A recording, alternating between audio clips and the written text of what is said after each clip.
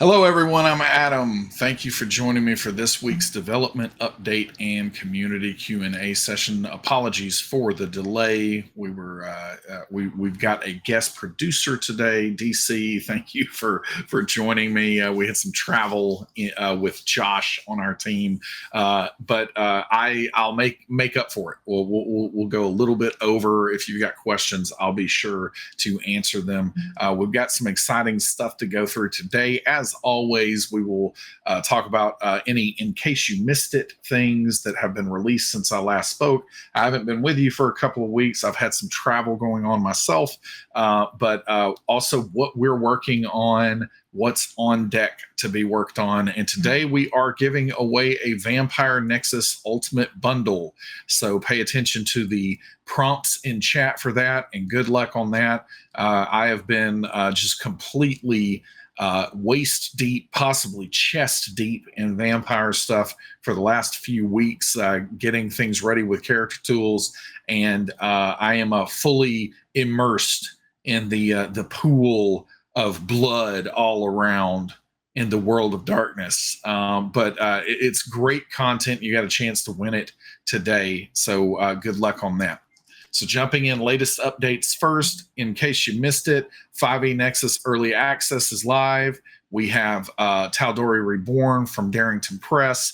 We also have just a smorgasbord of monsters. And so if you want an easy reference for, I think, 800 plus, possibly over 1,000, between everything that is up there, monsters for your game from Kobo Press, Tome of Beast 1 and 2, and also Ghostfire Gaming's Grim. There are a lot of G's in this word. I had to think about saying this.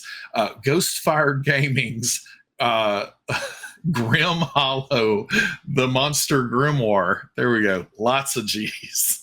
But it is an incredible book. The artwork, the creatures, the variety of creatures that you can bring into your 5e games. Definitely check that out. And of course, this is early access, so that means the digital reader and game compendium is available for that 5e content. There will be more 5e content over time, and naturally we will implement character tools for 5e at some point in the future, but we're getting things rolling with 5e in our 5e Nexus.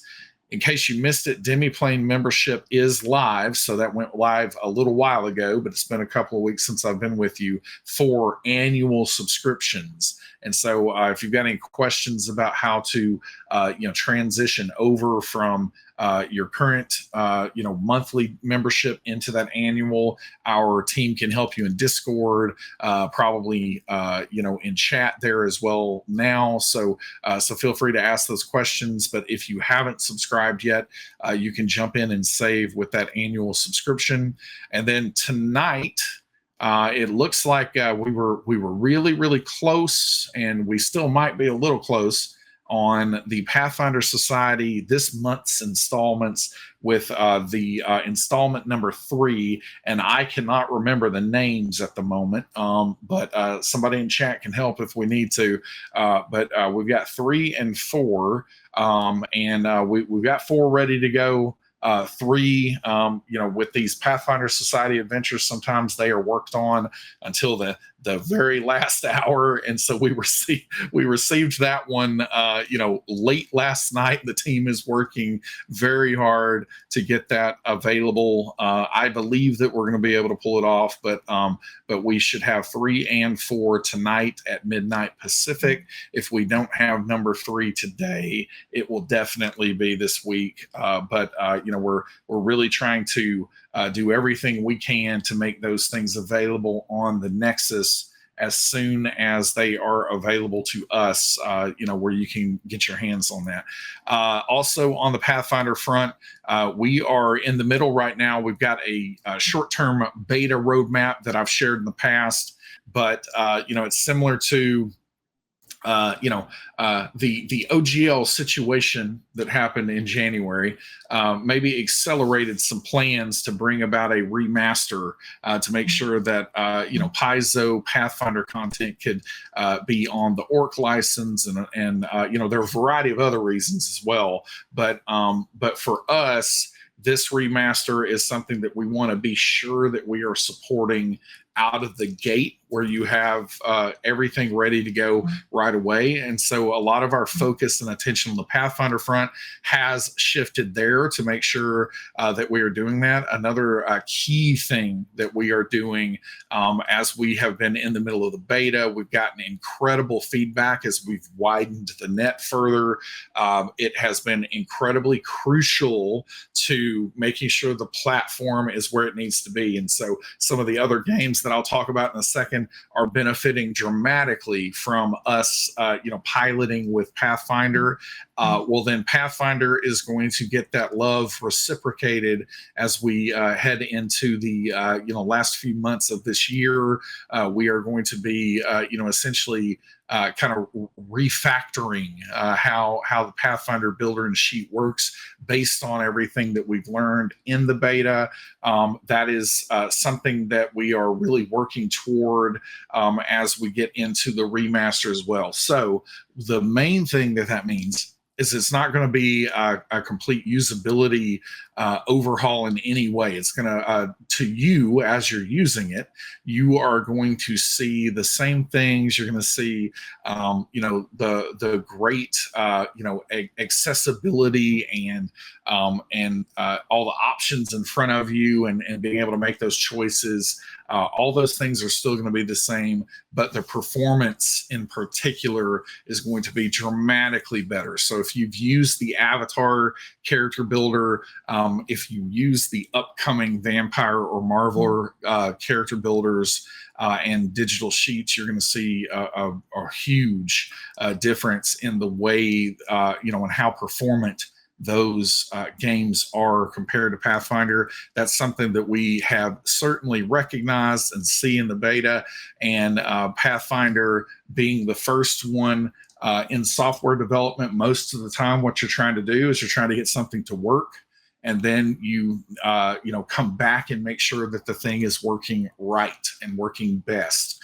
And so that's part of the process that we're in. And so some of those short-term beta roadmap items for Pathfinder, it doesn't make a ton of sense for us to tack those on to something that kind of underlying platform systems that are going to be going away, and then we would have to repeat that work. So we're basically going to upgrade the chassis of everything that's going on with Pathfinder, and then we're going to be able to really, really move quickly and promptly to start getting into some of those other things, and to make sure that we're supporting the remasters. So it's going to be great for Pathfinder, and again, we don't expect this to be a very drawn out process. It's just something that we're going to be doing in these next few months. We're going to start it up in another month or so, and then we're going to be able to really fly after we get that in place,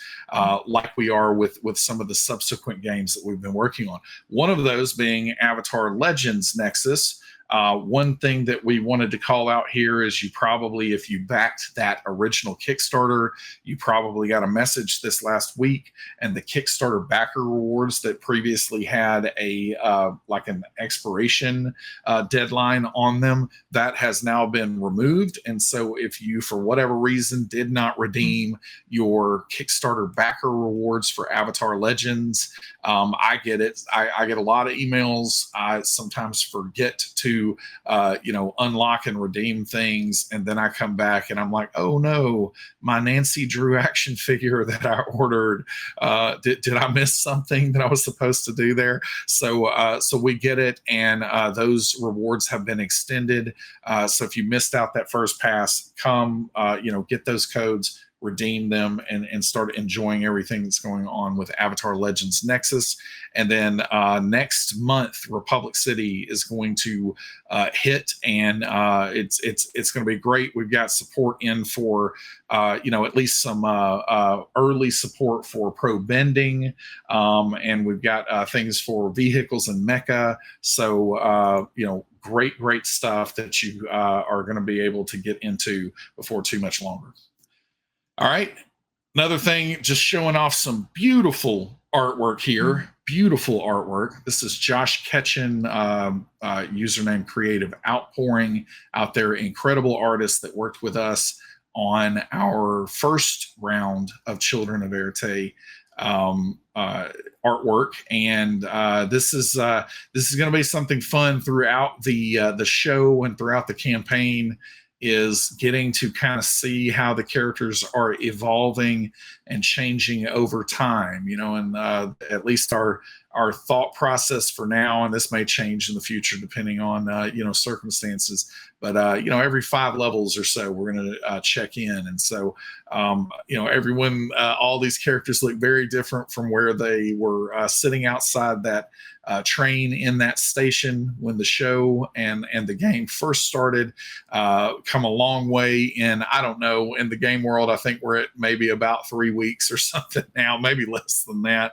But yeah, incredible artwork from Josh here. Did an outstanding job. Wanted to share that. There is a new episode of Children of Erte tonight at 6 p.m. Pacific.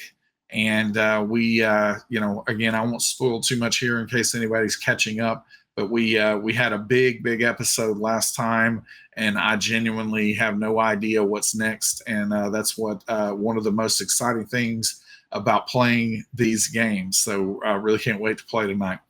On the Marvel Multiverse RPG, character tools are incoming. We are working on those in parallel with Vampire. There's going to be more news on that pretty soon. And then Vampire Nexus character tools are, more news is coming very soon. Trademarked there, and I'm going to show you a little sneak peek of what's going on with them here in just a moment.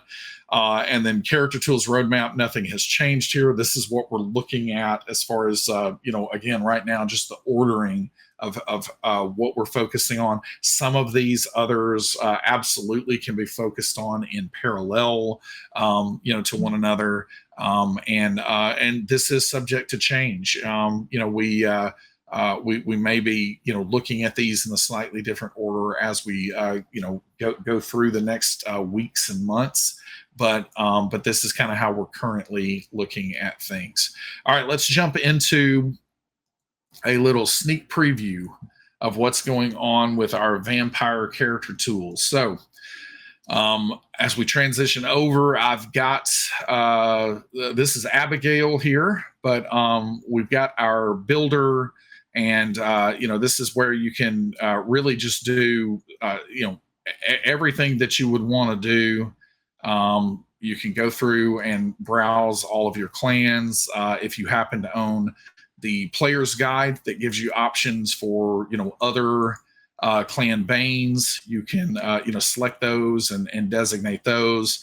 This is where you can place all of your skills and attributes in this section. And so I noticed that I have not done this for my 3-dot placements yet. So Abigail is going to be very, very physical here, very charismatic. So all of this, happens here. We've got, your specialties that you can fill out, disciplines and powers. Let's see, what am I going to choose here? I like celerity, so we're gonna check out celerity. But all the information, very convenient for you here. Let me choose Cat's Grace and Rush Job. So all of that, there. And again, you can just go through all of these different things. I've already chosen my predator type as a blood leech here, but concept and lore. All of these things are available in the future. These are places where we absolutely will expand and have, dedicated coterie sheets, for instance, and those kind of things for the group experience. But right now, we're really focused on making sure that your individual character is a really good experience. Naturally, I have more experience than anyone should ever have because this was just for testing purposes. But all of this is here, and you're able to manage all of these things. As you would expect to be able to do. Blood potency. Man, we are a very powerful vampire. So again, all of this is in place now. You can choose merits for your various lore sheets as you put those in there. The glitterati, all those things are there. And let's jump over to the character sheet. So with the character sheet, we, of course, are presenting all the information. We've got, I forgot I was playing around with themes last night. So this is one of the themes, but we've got, kind of our core theme here for the embraced theme. We've also got a Camarilla theme. So if you belong to the Camarilla, you can use this theme here. We also have the Anarchs theme. So again, depending on your affiliation, your clan is often an indicator there. But I actually like some of the games where people are playing defectors, that kind of thing. And then here's one that we'll call bloodstained here. But all of this again is something that you can go through and add the different merits, advantages, flaws, backgrounds, lore sheets. All of that would be available in these places. These places can be, I don't know, the screen might be slightly cutting off our dice over here, but and obviously my strength is not a 10, but I was working through our overrides. So that's another key thing here, is that if you, for whatever reason, your storyteller is letting you do something that is kind of operating outside of experience, you can override these things in these various places. But that is possible. You can also purchase things for experience within the sheet. But if I am using my strength, we come up here and you see our, you might not be able to see it great, but our cursor kind of indicates that I can add something to a dice pool, and it's going to add that. And I'm making a, strength brawl check. And so all of that can be added there. If you want more room for your skills, you can collapse and expand this area here too. So again, all of this available to you for rolling and all the various things that you might want to do. We can add our items. I want a spot robotic dog. So yeah, all of this available on this theme. If you want, a little more blood, we just got a little, fun thing in here that you can get a little more, added whenever you want it. So yeah, very excited about what is going on with Vampire, and we will have more news on this one really soon. All right, back to the rest of our stuff here. It is time for the giveaway because I'm about to transition to questions. So we're going to do giveaway if that hasn't quite already happened yet. I can't see chat at the moment, but about to go, and good luck to everyone out there on the giveaway. All right, we've got several questions in here. I'm going to jump into these. If you have questions, now is the time. Just type the word question, and our magical Demibot will collect whatever you type after the word question, and then I'll get to it here. So, Marshall Marshes, how does it feel to be back? Feels great. And honestly, I wasn't, the first time we had the first week, I was traveling because we had an full team on-site meeting. And so that was a great time. We spent some time in Lake Geneva. Our company offices are actually in Green Bay, Wisconsin. In a If anyone follows the football, or gridiron football, as Europeans might call it. With If you follow that, there's a place called Titletown right outside of Lambeau Field where the Green Bay Packers play. But our offices are located there. But we were in a different part of Wisconsin for a full team meeting, and it is always incredibly valuable time to have on-site, face-to-face time like that in our kind of remote work environment. So really great time there.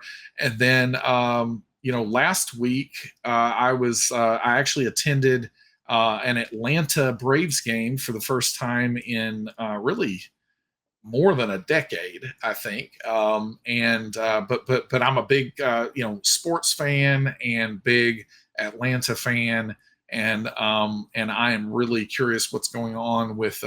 Especially one of their players this year is likely going to win the MVP award. If he doesn't, I don't know.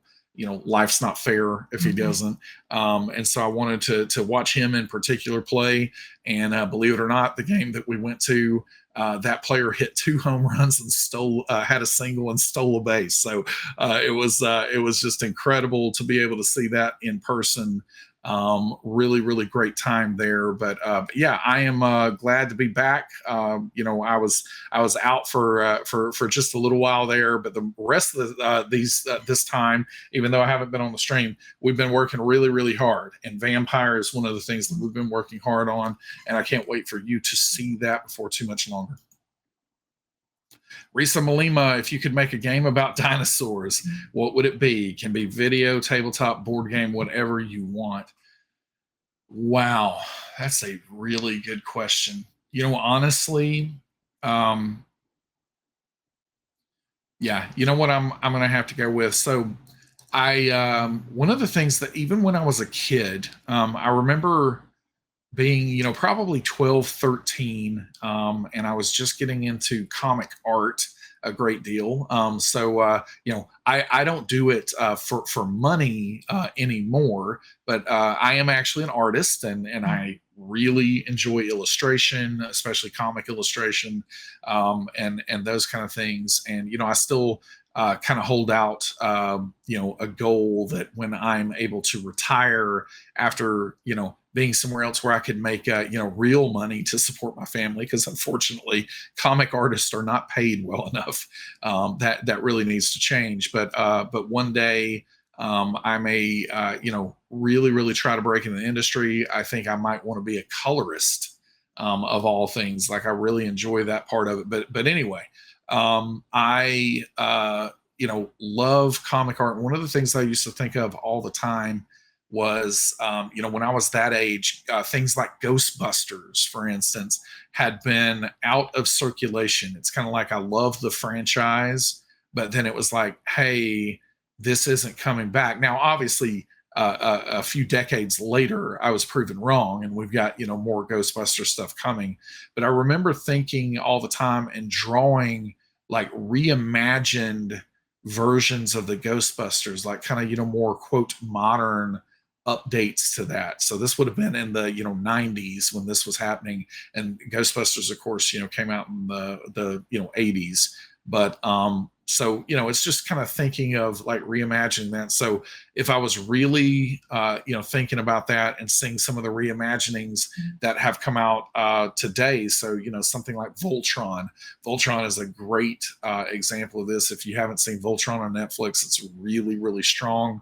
And so I think what I would say to this is, I think that it would be, I would want to do some kind of game that is reimagining Dino Riders, because Dino Riders is not an incredibly good cartoon, by modern standards, but the concepts behind it were very fascinating to me. And I think something reimagined with modern sensibilities could be really, really interesting. I think that I could do something like, what the Battlestar Galactica reimagining that Ronald D. Moore did for BSG. I would want to do that for Dino Riders, and I think something in the format of like a video game, along the lines of God of War, or Uncharted, kind of more of a cinematic telling of a game. That would be fun. But then naturally, if I did that, I would follow that up with a tabletop role playing game, and I still hold out hope that I can create a Dino Riders TRPG in the future too. All right, the Molly J. How soon will we see more content added to 5e Nexus? No info on that at this time, but we are, we certainly will be working on it, and it's something that we will share more as soon as we have it. We are in early access. It is, we do have some other priorities that we are working on at the moment, but we will add more over time, and then as we get to the point where we have character tools. That is where things will really start taking off for 5e Nexus. But again, we're just kind of at the starting point there. We'll share more as we have more details. Happy Wolf, is there any promo codes going around? Just making sure before I purchase anything. LOL. I read the LOL out loud, didn't I? Yeah, I don't know if there are any at the moment, but we certainly do it periodically. And one of the best ways to find that out is to look for your emails, because I know that we send out emails for virtually all of those kind of codes. And then if there's anything going on that I remember to talk about in the dev update, I will do that as well. So you can keep an eye out for that. The Molly J, have you guys begun working on Firefox support for character tools yet? There has been Firefox support that has been in place for several weeks. So things should be working for Firefox at this point in time.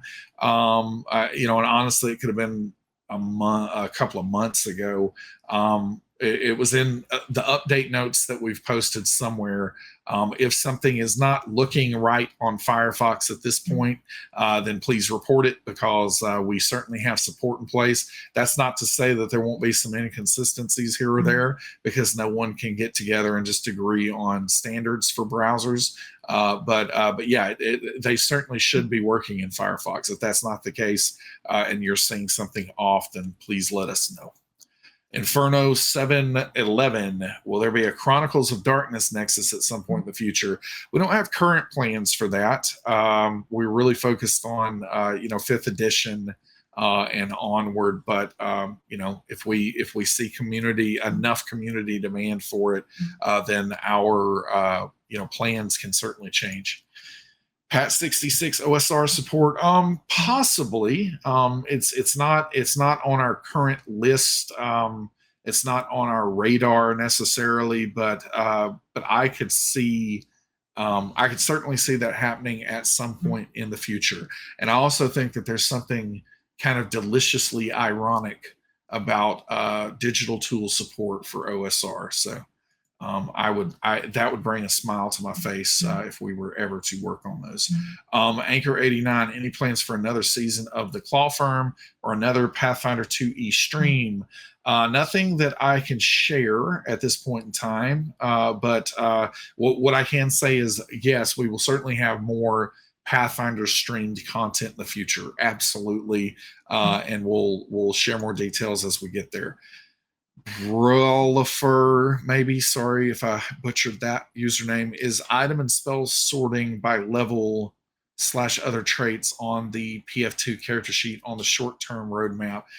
Depends on what you mean by short-term, but it is something that it is on the roadmap, and something that we will be doing something about. One of the intermediate steps that we will be taking is just getting traits themselves kind of defined as what we call a game element, that then will allow them to be, you can dig into them and get to their details page, even, outside of the character tools. Once we get there, we'll have tool tipping for those traits across the Nexus. But as we get that step completed, then some more of the sorting, sorting and filtering is definitely something that is unfinished and something that we will be finishing, in the days ahead. And again, no, we don't have any kind of firm, timeline on that, but it is something that is important and that we will be doing. Michael Dritz, any plans to implement Fabula Ultima in the future? Again, possibly, but nothing I can share, and it's not a current thing that we're looking at. Mythic ODM, any chance of adding Renegade Studio titles to Nexus? G.I. Joe, Transformers, that's something that I would love to see personally. I'm one of the biggest G.I. Joe fans you'll probably ever find. I would put myself up against the best in the world there. But yeah, so would love to see it. And by the way, love Transformers quite a bit too. I love My Little Pony. I really do quite a bit. And so yeah, Renegade's got some great games there. We would love to see it, but nothing we can share at this time. Milestone 20, will Kingmaker 5e bestiary, bestiary? What do you all say out there? Like, I literally hear people say it just split down the middle. But basically, is it coming to 5e Nexus? I think that makes a lot of sense, and so it's something that we've definitely been looking into. But as you can imagine, on the Paizo front, they are pretty preoccupied with a lot of remaster stuff going on, as are we on our side. Anchor 89, any chance of Pony Finder in the future? I don't know. I don't know if that's a joke that you're making or something that I'm unaware of. But yeah, if it is a community-driven thing that is called Pony Finder, which would not surprise me if that really does exist out there, then it is possible that we could see that included when we get to the community content side of things. AKA Kira, is there a comprehensive list of current issues reported that are being investigated / worked on? If already answered, I missed it. So no, there's not. We're a small team. The thing that I can say is that I have seen in the past that publishing and maintaining such a list of, and especially when you use a word like comprehensive, publishing such a list, making it incredibly visible and available, and all the maintenance that is involved in that, that it's hard enough to do internally, much less externally. No one reads it anyway. And we still get the same questions over and over and over. And so I've seen that happen, 3 or 4 times in my career, even outside of this industry. So in our current post-literacy age that we live in, it's what I've seen over the years is it's just the juice is not worth the squeeze. So the approach that we instead use is feel free to ask your questions, feel free to raise the issues. If duplications occur, it doesn't hurt us in any way, and the maintenance of us re-answering a question is less work and more efficient than us maintaining this comprehensive list of things that are currently being worked on, or even future things like maintaining a public roadmap is actually a lot of work, especially when things change, especially when you have a small team like we do. And so at this time anyway, it's not something that we're going to be doing. But if you have questions or have issues or anything else like that, by all means, bring them up. And we have no concerns whatsoever answering something for the 20th time. Like it doesn't bother us, because that's where we currently are in the life cycle of our company. And the thing that I can say is, if you're reporting the issues, please know and have confidence that they are being added to our list and they are being reviewed.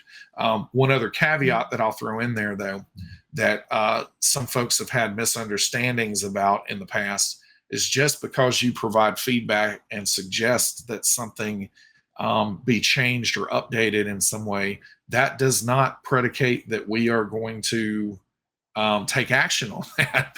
So it's not that your feedback is not being listened to. It is definitely not that it is not being captured and reviewed. But there are times when we capture and review that feedback, and we decide not to do whatever is being suggested. It is a suggestion after all, and most of the time that review consists of how much feedback are we getting about this. Is this in conflict with other goals that we're trying to accomplish that take priority over this? There's a lot that goes into that internal review. But the thing that I can give you with incredible full confidence is that if you are sharing these things, or if you're asking questions about things, we are tracking that, we're capturing that, and we are reviewing that. And so, definitely take confidence in that, and know that we have a list that we are working through. But in order to sanitize that for the public, and maintain that in two or three different places, that's something that we are choosing not to take on at this point in time. And the duplicated questions are completely okay, and keep them coming, and we will work through them. All right. Any other questions? I think I've gotten to the end of the list. Appreciate everyone hanging with us this time, and I appreciate everyone joining me. It's good to be back, and I'm trying to make sure, yes, I will be here next week. Yes, I've got some other travel going on, but I should be back before this next week. So I will see you then. I hope everybody has a wonderful rest of your week. Later, Gators.